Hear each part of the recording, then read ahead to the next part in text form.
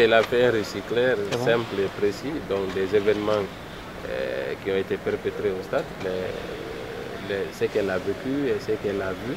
Elle a été blessée, elle a été dénudée. Heureusement qu'elle n'a pas été violée, ça n'a pas été le cas pour plusieurs autres femmes qui ont été violées. Donc elle a expliqué les faits, elle a vu le colonel Thieboro, encore le colonel Thieboro dans ses manœuvres qu'il a menacées. Donc elle a expliqué tous ces aspects et nous pensons qu'aujourd'hui la responsabilité de M. Thieboro ne fait l'objet d'aucun doute.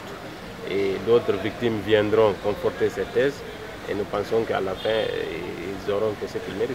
Et effectivement, le colonel Chérif aussi, comme il a été déjà rapporté à la barre, il est venu donner des coups de pied, il a participé à harceler les malades dans un centre hospitalier, il a violé son serment. Donc tous ces faits sont corroborés par son témoignage.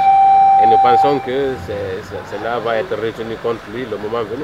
Écoutez, nous ne voulons pas répondre à tout ce qui se dit à cette barre, puisqu'il y a un minimum d'humanité qu'il faut avoir dans un procès pénal, quelle que soit par ailleurs la position que nous occupons.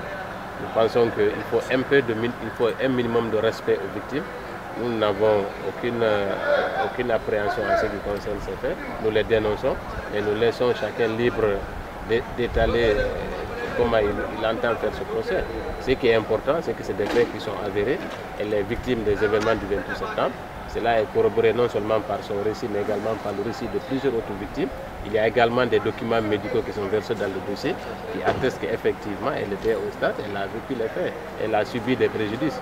Maintenant, le reste que M. Bombi se lance dans des démonstrations futiles, cela n'engage que lui.